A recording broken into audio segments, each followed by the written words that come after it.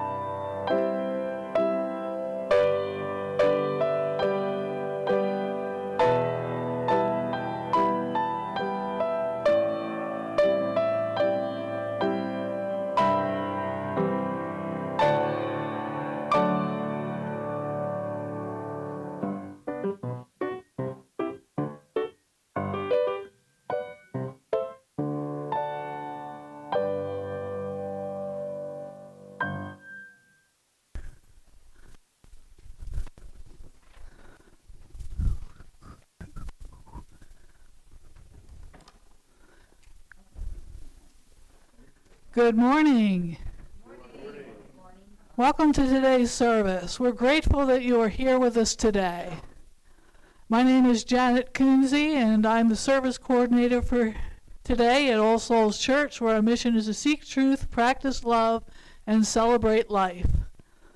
Whether you're joining us for the first time or you've been a member for a long time, you are welcome here.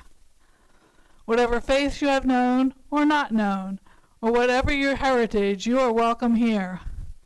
Whatever questions you hold, whatever truths you seek, whatever sorrow you have known, whatever joy has filled your heart, whoever you are and whomever you love, you are welcome here.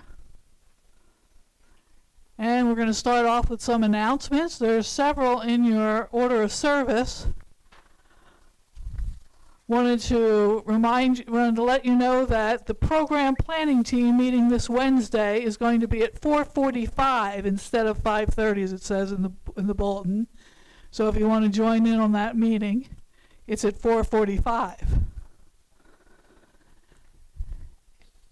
I do want to highlight that we also have a cleaning day on May 3rd, this coming Saturday, and we're going to be working on the garden, I know, the Peace Garden over here, giving it a spring cleaning. So if you're interested in doing a spring cleaning in the garden or here in the church, your help would be welcome. I'll let you read the rest of those. Nope, I have one extra one that didn't make it into the bulletin. Today, at 1 o'clock at the Cali Branch Library, there's a Death Cafe. So if you had been to the one before and like to do it again, or if you missed it and would like to see what that's about, today at 1 o'clock to 3 o'clock at the Cali Branch Library, a Death Cafe, as we had here a few months or weeks ago. Sandrine will be leading that. And now, do we have more announcements?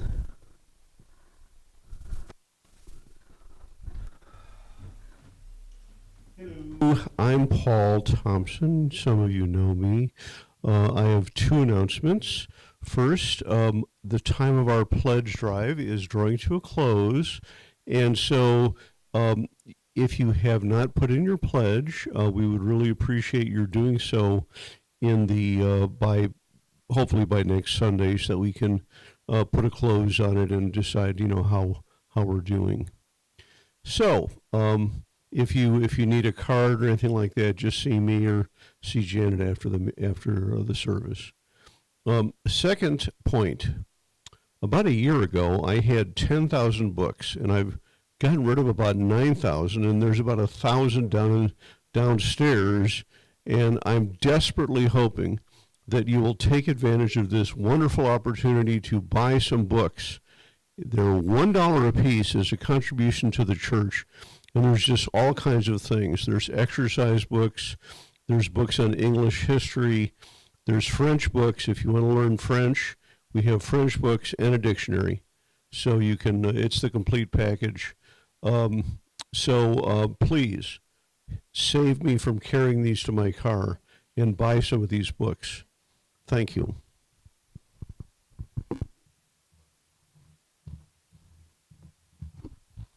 Good morning. I'm Liz, and we are going to have the cleanup here on the 3rd, but we're also going to need several volunteers to help us with the house. As you can see, there's a moving van. They're going to be moving out, and we're going to have to be exploring what's in there and cleaning several rooms in there, I'm sure of it. So we'll also need your help this weekend, this coming up weekend, and the following weekend as well, if you can spare any time. I think Allan mentioned pizza, so there might be some food involved. Thank you. Are there any other announcements? All right. Well, I just wanted to remind you that if you're interested, if you're not receiving our weekly email blast, that you can sign up for that so you can keep up on what's happening. So let us know that. And I wanted to remind you that after the service, there is a time of fellowship and coffee and cookies and whatever else anyone else has brought.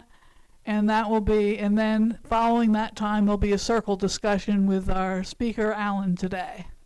So you can ask him questions or just say thanks for speaking, whatever you'd like. Or disagree. That's true. You're allowed to disagree with him. All right, and now we'll have our prelude.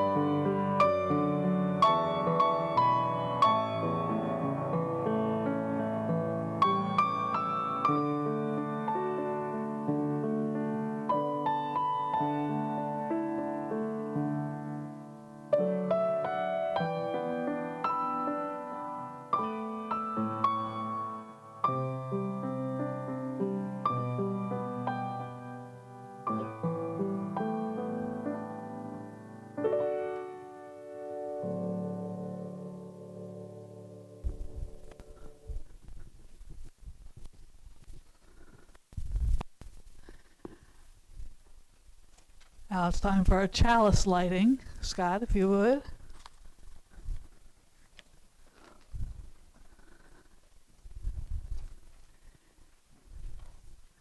May the light we now kindle inspire us to use our powers, to heal and not to harm, to help and not to hinder, to bless and not to curse, to serve you, Spirit of freedom.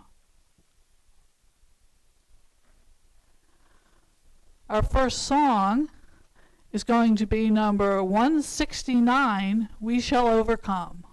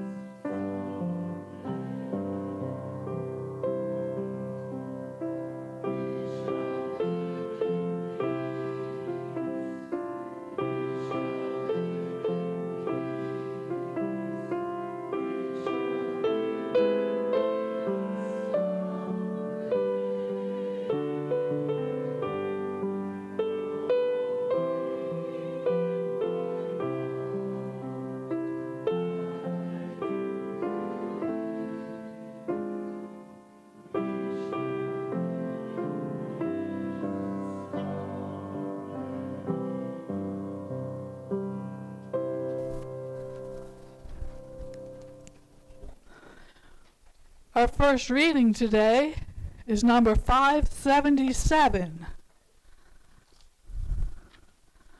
577.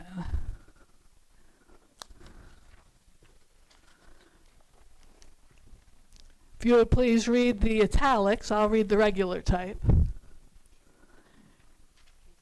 577. If someone with courage and vision can rise to lead in nonviolent action, the winter of despair can, in the twinkling of an eye, be turned into the summer of hope. To live in peace. Nonviolence is not a garment to put on and off at will. Its seat is in the heart, and it must be an inseparable part of our being. It is possible to live in peace. Nonviolence, which is a quality of the heart, cannot come by an appeal to the brain. It is a plant of slow growth, growing imperceptibly but surely. It is possible to live in peace. If a single person achieves the highest kind of love, it will be sufficient to neutralize the hate of millions. It is possible to live in peace. If we are to reach real peace in this world, and if we are to carry on a real war against war, we shall have to begin with the children. It is possible to live in peace. The future depends on what we do in the present. It is possible to live in peace. All right, it's time for the story for all ages. If the children would like to come up, or anyone else? Got some good pictures. Today we're going to be talking about resilience. That means don't give up. If you're going to try to do something that's hard, don't give up. That's resilience. Well, there was the ladies in Iceland had a problem. The wind was so bad that it was blowing them off their feet. So they decided that they had to do something about it. So, one solution is to lie down flat and let the wind blow over them. Give the ladies time to think of a better solution, and they did. The ladies thought, let's plant some trees. They'll grow and give us something to thoroughly stop the wind. The ladies knew the chickens would help, but they thought the sheep could be a problem. The trees, the ladies planted them in the village and in the country too. The chickens were excited. The sheep were curious. They had never seen trees before. On calm days, the ladies and their daughters sang to the sheep. The chickens sung too. They sang, please, please, don't eat the trees. Please, please, don't eat the trees. The sheep had no idea what they were singing about. The ladies thought their singing was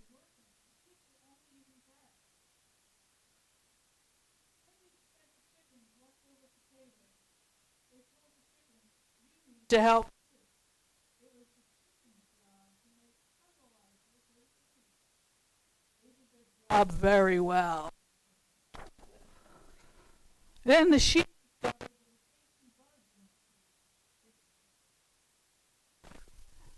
buds. Then the ladies herded them away, but the sheep always came back. The sheep ate all of the tiny trees. The ladies ordered more trees, but they wondered, what will we do about the sheep? Darn sheep. But they're not going to give up. What about the cows? They thought. The cows only eat grass. So the ladies spoke to the cows, please herd the sheep away from the trees. Please lead them to the grass. But the ladies built a fence around the village and sang, "Sheep, stay out.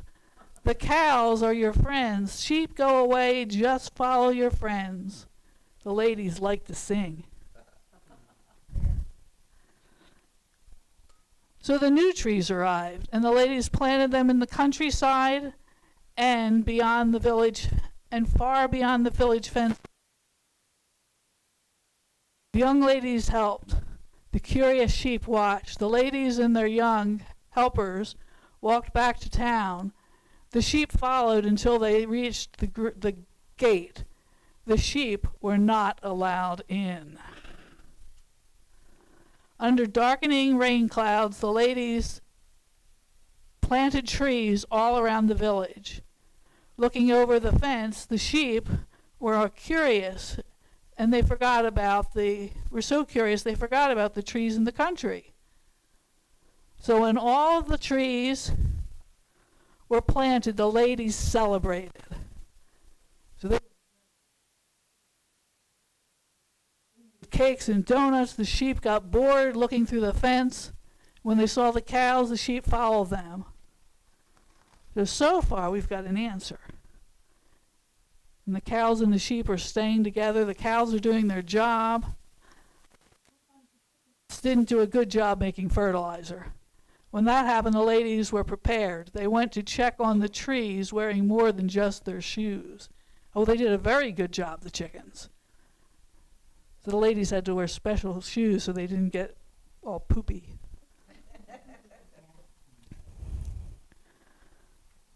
So the trees were growing, the chickens were fertilizing, the ladies were content. When the friendly cows came to visit, they didn't come alone. The ladies took the children to the country for a picnic. The curious sheep soon arrived, but the cows were nowhere in sight. So soon the trees in the countryside started being eaten by those darn sheep. So they didn't give up, though. Day after day, the ladies watched the trees in the village more. They were sure the trees grew faster when they were watching them. So they continued. The trees grew in the village, and it made everybody happy. And for years they had trees.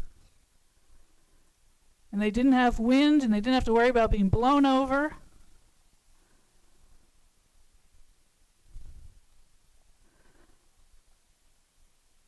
And other ladies in other villages started planting trees because they saw what a good idea it was. Trees all over Iceland. In the countryside, you can still see forever because it's flat. But there are trees to block the beautiful views. No trees to block the beautiful views or the strong wind. But thanks to the ladies, there are trees in the villages to stop the wind. Every year, seed from the trees sprout. Young seedlings take root, and more trees down. Hungry sheep never miss a tasty treat. So you're ever fighting some sort of problem, but you don't give up. So they fixed their fences and life went on. Well, thank you. We can sing the children out now. Go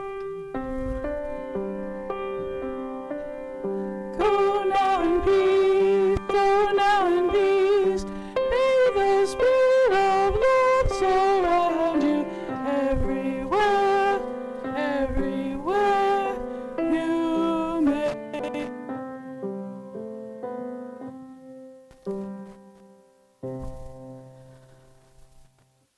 Well, time for our joys and concerns. Share the ups and downs of our lives, our joys and our concerns, by the practice of taking a stone from a bowl, holding it in our hand, warming it, and expressing our thoughts of joy or concern, and then placing the stone in the water so that the ripples of the water carry our joys and concerns out into the wider world. So I will begin taking one stone and express a concern. My husband went out to run an errand last night, and lo and behold, he came home with 3 chicks. We had decided we weren't going to get any more chickens this year, but now we have 3 chicks, so we can retire some of the old gals. But my concern is that you never know what's going to happen when your husband goes out on an errand. Please feel free to come up and share.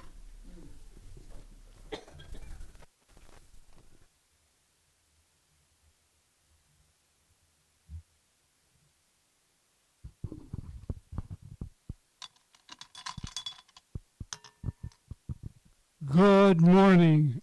My name is Dick, and I'd like to introduce to you my new friend, Mickey Walker.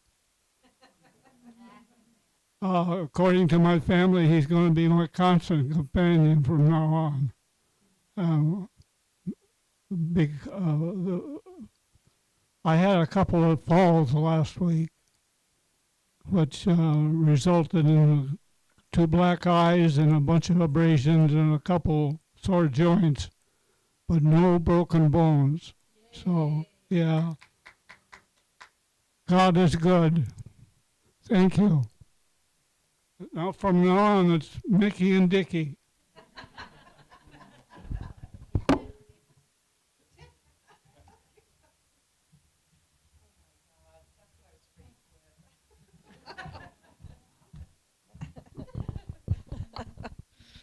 Don't ask about his brass D belt buckle, because there's a story behind that too. So I'm Liz, and so grateful that my dad is good and recovering. So concerned for him.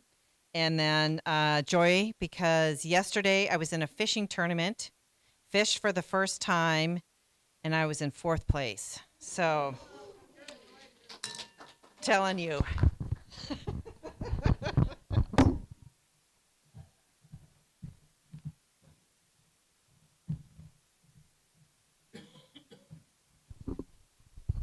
Hi, I'm Scott.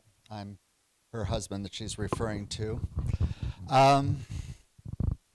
You'd be amazed how many people told me that we really should make those house pets.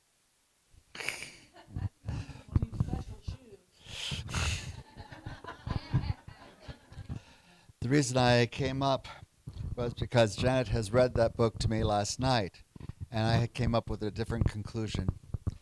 Men rule until women decide something needs to happen.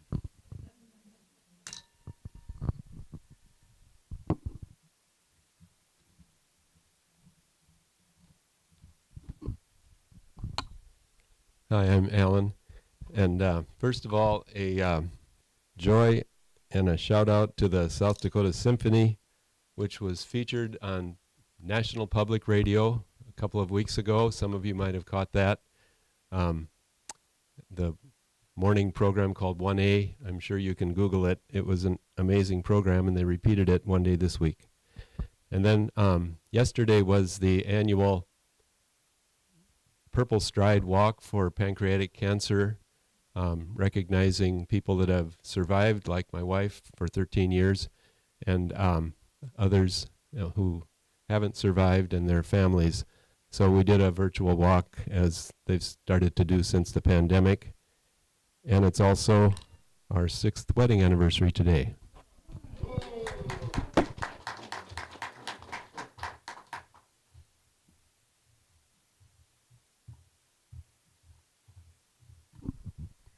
Good morning. I have a joy, and that is I didn't know my granddaughter was starting to do childcare this morning, so it was a very pleasant surprise to see her here. And her name is Nadia.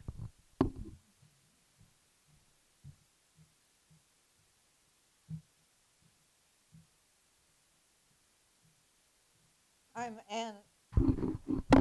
Ann Kunze, and he's my dad, and he's my son. She's my daughter-in-law. Is this on? Yep. Okay. Well, I have a joy,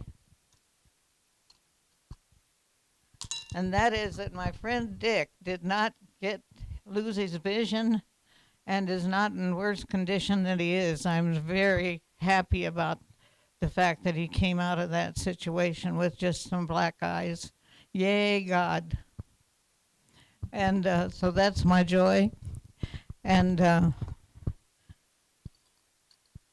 my sorrow is that I'm still stumbling around and haven't got good, what do I call it? Good balance. And I hope I don't join him face planting. I don't want to do that.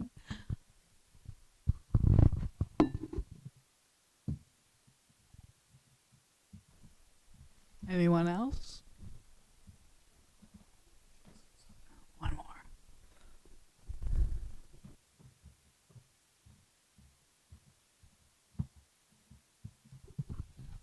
It has been my privilege the last couple of weeks to attend two conferences here.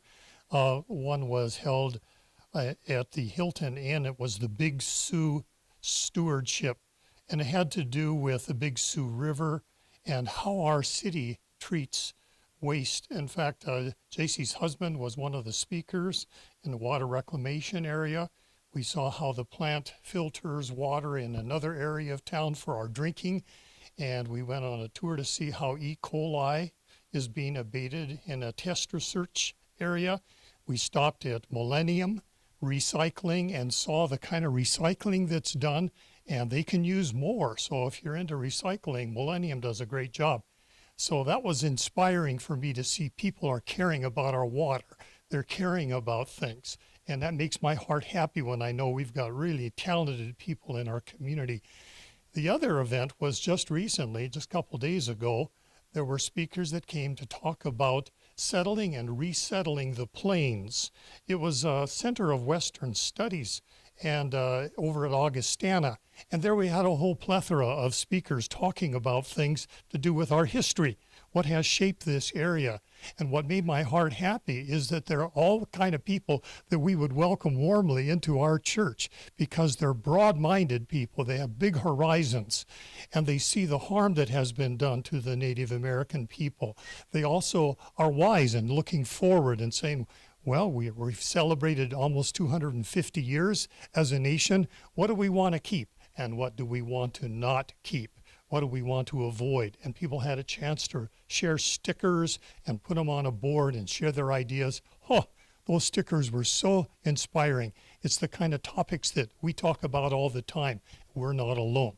And when I am able to see people do things like this, share their skills and abilities, it makes me happy that we're on the right track. And there are a lot of other people who would say amen to what we're doing. So anyway, a couple of celebrative stones for those conferences and the people that made them happen.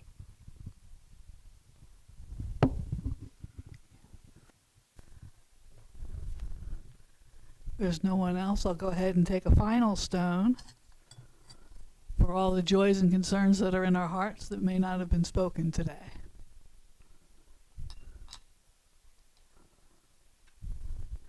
Now we'll take a moment of silence, silent reflection to consider what we've heard from folks and what's in our own hearts and our own minds.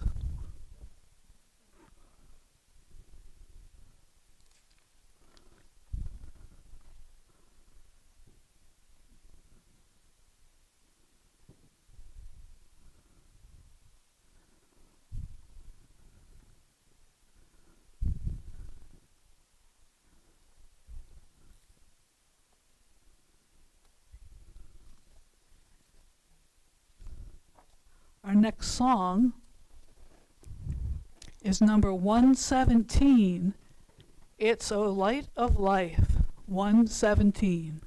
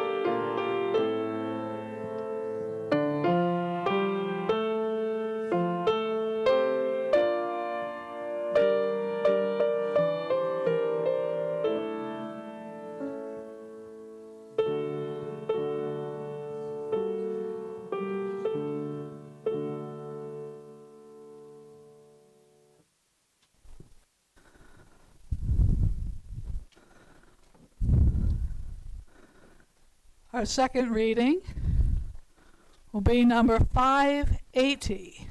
580. The task of the religious community. Let's read that all together. The central task of the religious community is to unveil the bonds that bind each to all. There is a connectedness, a relationship discovered amid the particulars of our own lives and the lives of others. Once felt, it inspires us to act for justice.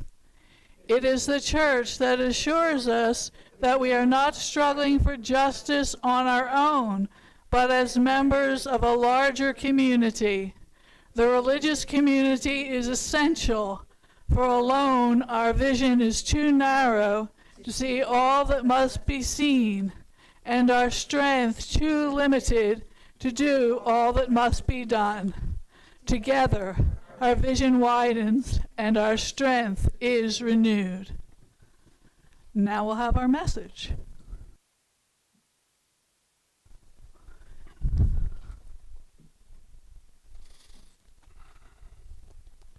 Thank you, Janet.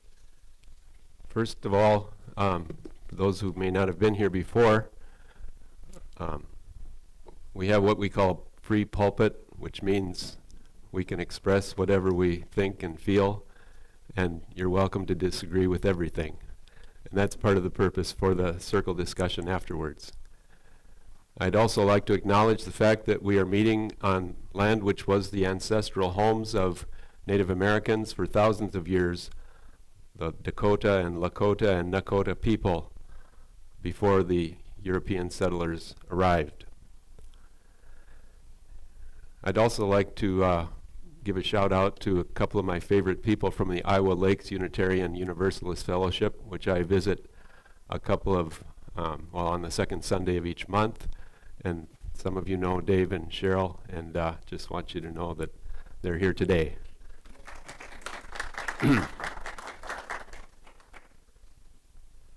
So, The Economist magazine had a headline a few days ago saying only 1,365 days to go, or something like that. Or if you're counting the other direction, today is, I think, the 97th day of the current administration. So in preparation for this talk today, I did a lot of reading, and I'll say more about this book by Heather Cox Richardson in the circle discussion. But I've come to understand more about the time of the founding of our country and the time before the Civil War especially, and the whole idea of oligarchy, which was promoted by Alexander Hamilton way back at the beginning. And I haven't seen that musical yet, but I don't know how well they deal with that. But anyway, there was this tension between people who thought that the landowners should have, they were more equal than others. So when Thomas Jefferson wrote, "All men are created equal," some didn't agree. They felt like some had more value and more wisdom, and they were the ones that should be in charge of the country. And so for a long time, only property owners could vote. And so that was a real eye-opener to me. And there was one leader in Virginia in 1857 who wrote that the founders had it wrong when they talked about life, liberty, and the pursuit of happiness. They should have kept it as life, liberty, and property. And they shouldn't have said all men are created equal, because some are more valuable than others in terms of wisdom, and so they deserve to have more say in the government. And he gave the example that there are 1,200 and some voters in this county, but they represent 16,000 persons. And they didn't derive the consent of those 16,000 in order to be the voters. And so that was just the way they thought. And so the Civil War was fought, of course, to take care of slavery, but it was also about the decision about who is supposed to be in charge of the country. So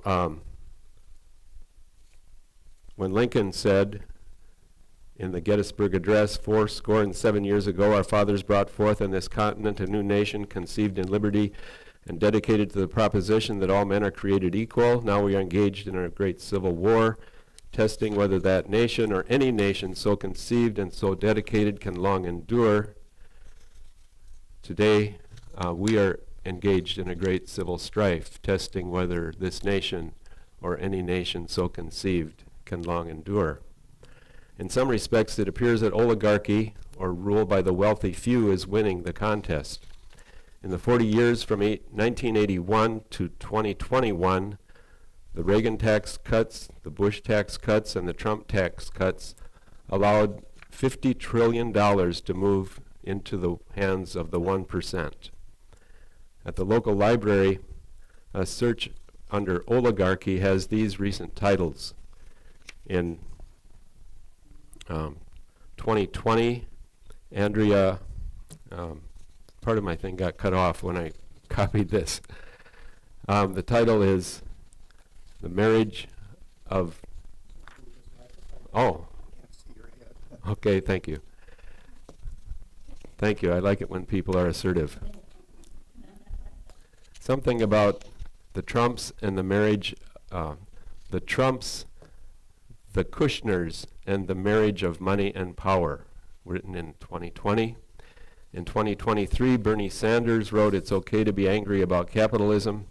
And in 2024, Ari Bernson put out Minority Rule, the right-wing attacks on the will of the people and the fight to resist it. And there was another title called Dark Money. So it's not just about the money, of course. It's also about the role of the government in modern life. And so in the 8 decades since World War II, the center-left consensus has regulated business, provided a basic social safety net, built infrastructure, protected civil rights, and promoted international stability. And many of us thought it was a pretty stable world. But conservatives, and especially the far-right conservatives, felt left out. And so here's a quote that indicates how far they're willing to go. Currently Vice President J.D. Vance explained in a 2021 interview, he and his ilk believe that American conservatives have lost every major powerful institution in the country, except for maybe churches and religious institutions, which of course are weaker now than they've ever been. We've lost big business, we've lost finance, we've lost the culture, we've lost the academy as the university. And if we're going to actually really effect change in the country, it will require us to completely replace the existing ruling class with another ruling class. I don't think there's a sort of compromise with the people who currently control the country. Unless we overthrow them in some way, we're going to keep losing. We need to be really ruthless when it comes to the exercise of power, he said. And so that takes away my pipe dream of impeachment, because it wouldn't necessarily be a better situation. But anyway, the Washington Post reported last month that billionaire Elon Musk's Department of Governmental Efficiency has cost the government $500 billion.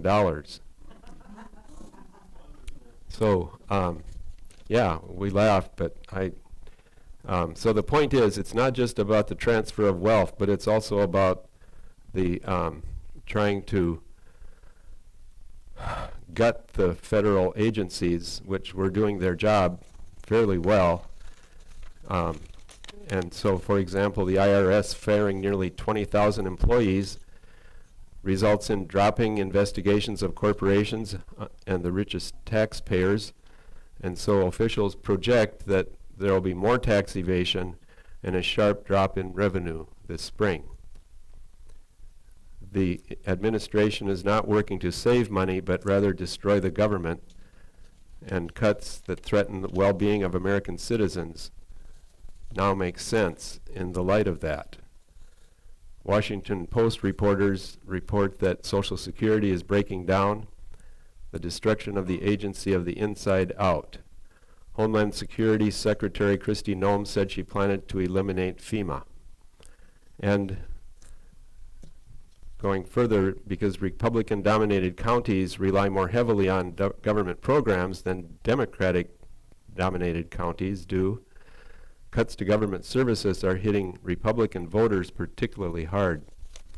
And then I learned this new phrase, it's probably not new to some of you, but South Dakota is one of the nanny states. That is the states that get more money from the federal government than we give to the federal government through our taxes.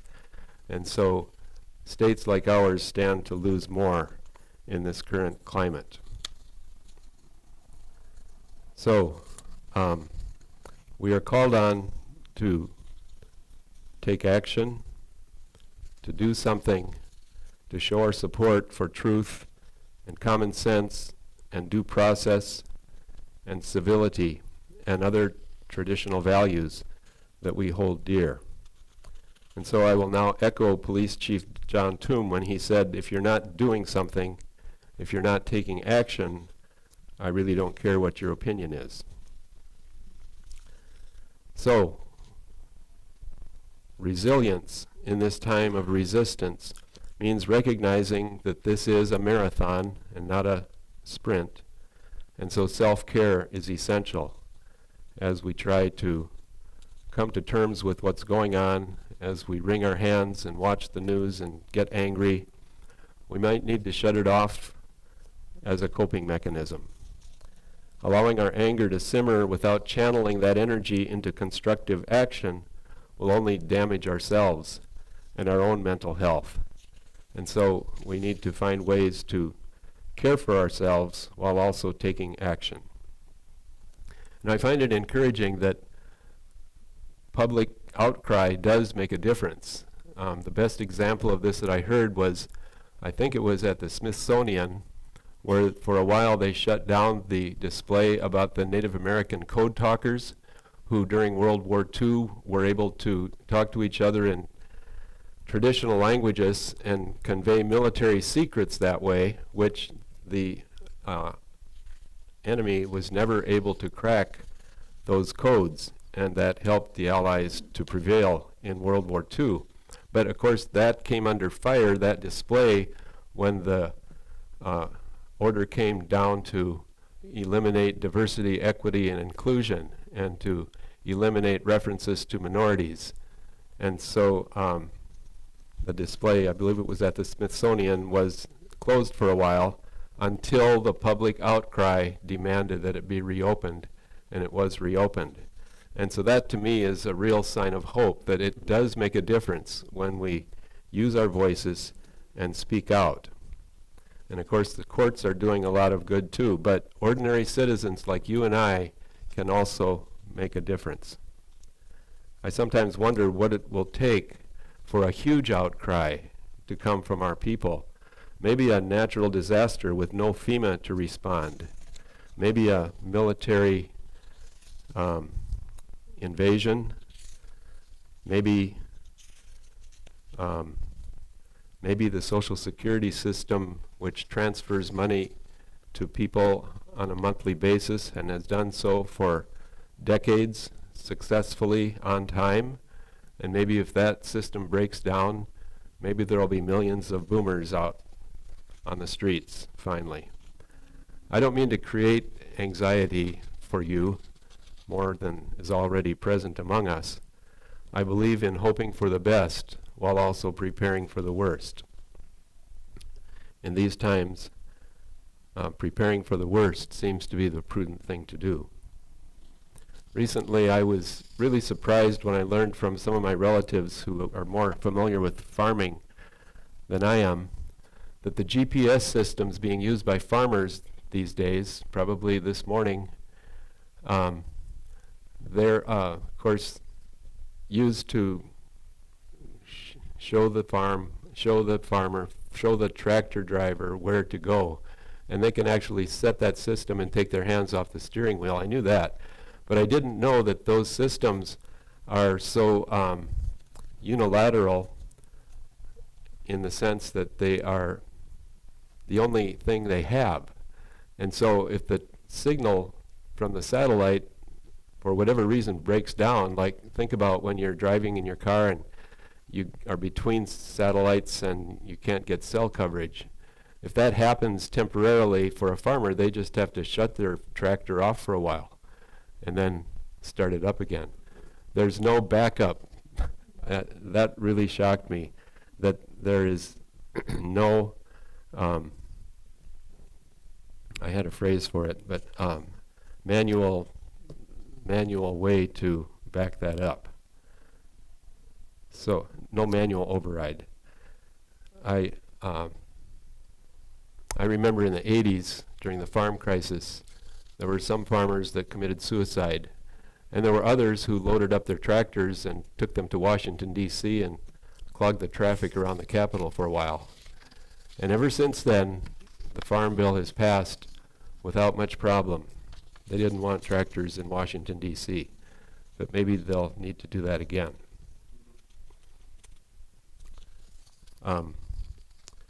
So I think also in terms of hope about the example of the Native Americans and how they have survived so much over so many centuries. They survived genocide. They survived removals from their lands to other places and being crowded onto reservations on the least attractive land. They've survived discrimination, and the list goes on. And they're still here.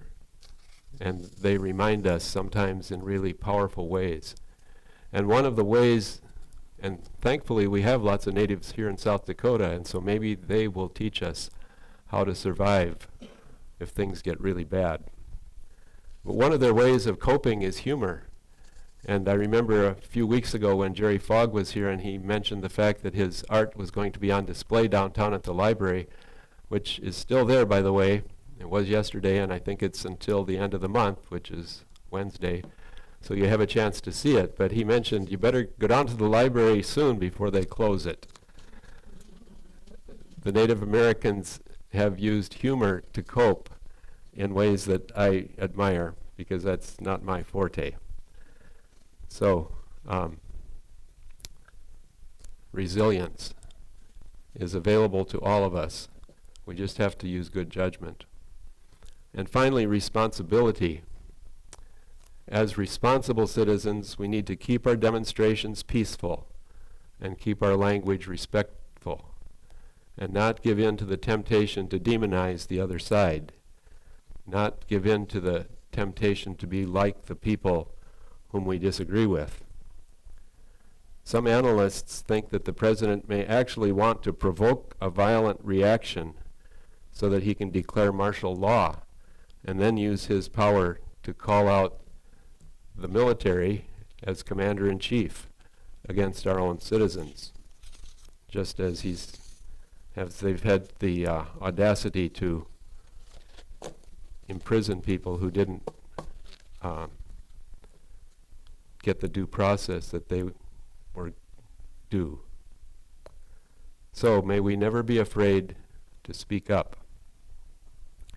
I'll close with a quote from Pastor Martin Niemöller from the German occupation during the Nazi era, who said, "First they came for the socialists, and I did not speak out because I was not a socialist.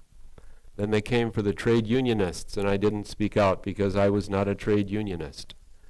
Then they came for the Jews, and I did not speak out because I was not a Jew. And then they came for me, and there was no one left to speak for me." May it not be so for us.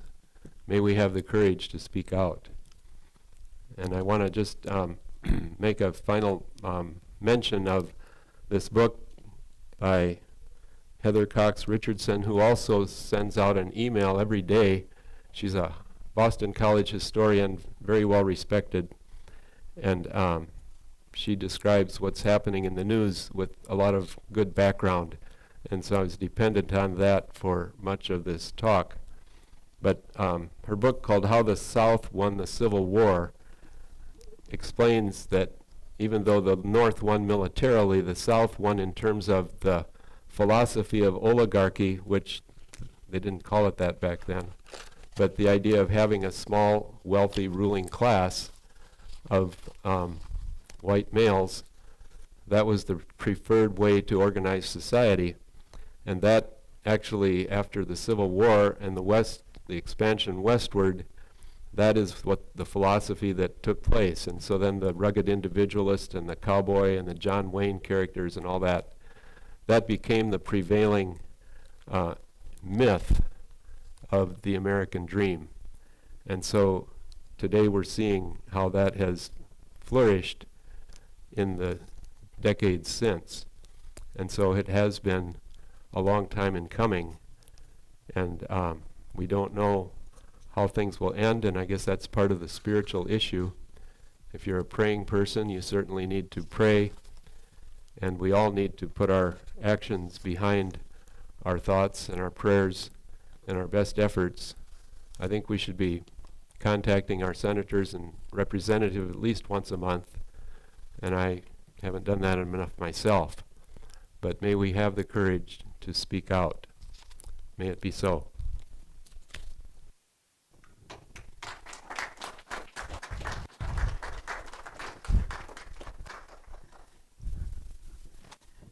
At this time, we'll have our offering. Wanted to let you know that the half of the plate today, offering today, will go to Lutheran Social Services Center for New Americans.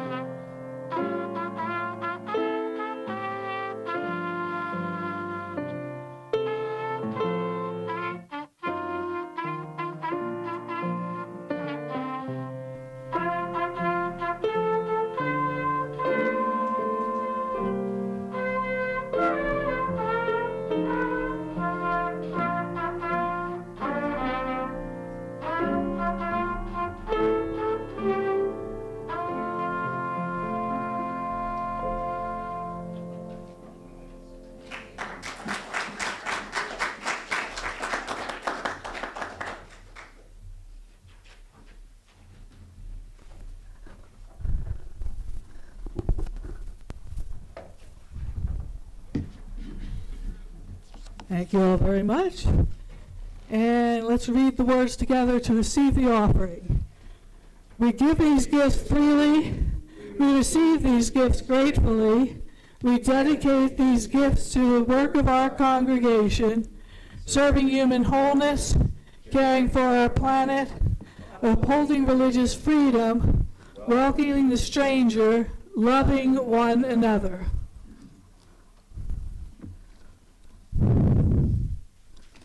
Sorry about that. Our final reading is number 593, The Free Mind. And again, it'll be, I'll read the italics and you'll read the regular. Well, that's 592. That's 592. Well, then in that case, Liberation is Costly is number 593. So much for my marking here. Liberation is costly. Even after the Lord had delivered the Israelites from Egypt, they had to travel through the desert. They had to bear the responsibilities and difficulties of freedom. There was starvation and thirst, and they kept complaining. They complained that their diet was monotonous. Many of them preferred the days of bondage and the flesh pots of Egypt. We must remember that liberation is costly. It needs unity.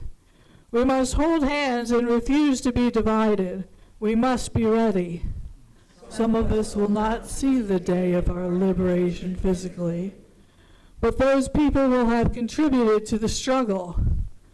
Let us be united. Let us be filled with hope.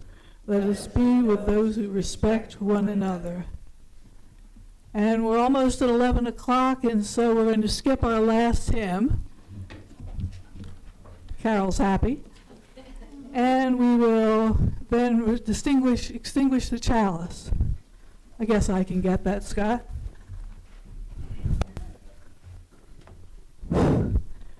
Together, the chalice is extinguished, but the light goes with us out into the world.